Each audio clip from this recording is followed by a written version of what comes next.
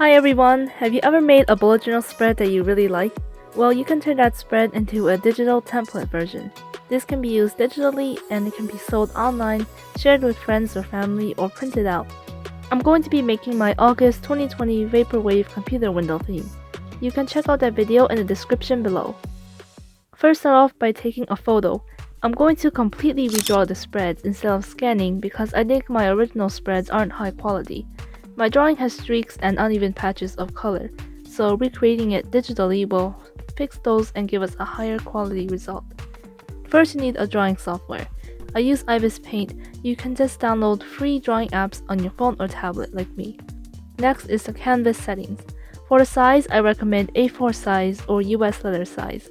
I'm using US letter size, which is 8.5 by 11 inches.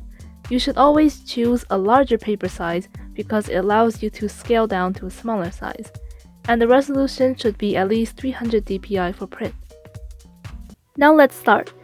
First, import your photo. We're going to use this as a reference and we're going to trace over it, so make sure it's lined up. On top of that photo layer, add a new layer. This is where we'll trace the new drawing on top. It helps to lower the opacity of the photo layer to see the new lines better. Make sure you're on the top layer and all you have to do is trace. I turned on the ruler tool to make straight lines. Drawing lines one by one like this isn't the fastest way to work. I'm still learning about this as I go. It's actually more efficient to use the rectangle shape tool for boxes and not do what I did here. So what are the reasons we're doing this much work, you might ask? Well, first of all, you can sell these. I actually have an Etsy shop with bullet journal digital downloads. Another reason is for keeping your favorite spreads forever. Once paper bullet journals are filled out, that's it, but you can use the digital one you created as many times as you want, either printed or digitally. The last reason is giving it out to others. You can give your friends or family a calendar or habit tracker that they can fill out. My tip is to erase using the rectangle shape tool. It erases in a clean rectangle shape with a sharp edge, which is perfect for using along straight lines. My second tip is to try and get the lines as precise as you can on the first try. If you do everything nicely the first try, then there will be less work to do when cleaning up later. Tip number 3 is to turn off the photo layer while you work. This way you can see all your mistakes clearer. Another tip is to keep your original bullet journal spread open by your side as a reference. I have my cover page open next to my work here. This way I can see what details I need to add. Here's some advice for drawing complex objects. First, make a layer below your line art and use a lighter color to sketch, then go back on top of the line art layer. You don't have to worry about those gray lines, you can just delete the sketch layer after you're done. I use the stabilizer tool when drawing things like these. It makes smoother lines.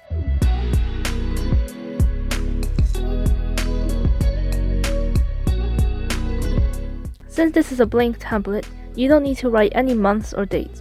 Just put a line where you can fill it out. Now for the coloring. I'm going to sketch the original drawing on a separate layer first.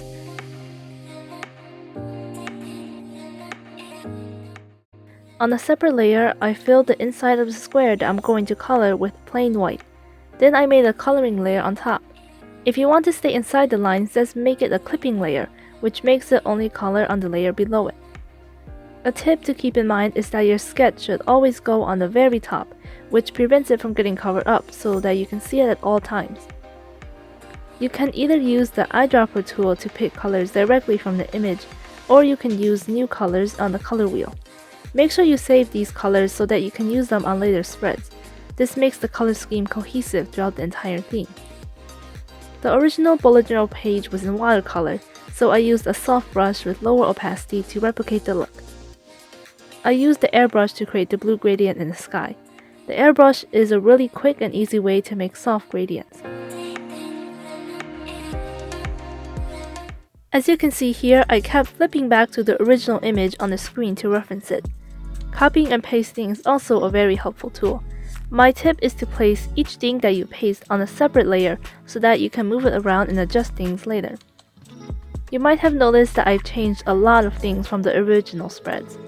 Actually, my goal isn't to recreate the spreads exactly piece by piece.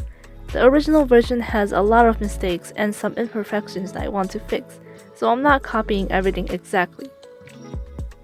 It's more like being inspired by the original version to create a better version. Also, you don't want the design to go all the way to the edge of the paper, especially if you want to print it. So leave like a centimeter of free space around the edges. You can erase the edges with a rectangle shape tool to make it cleaner.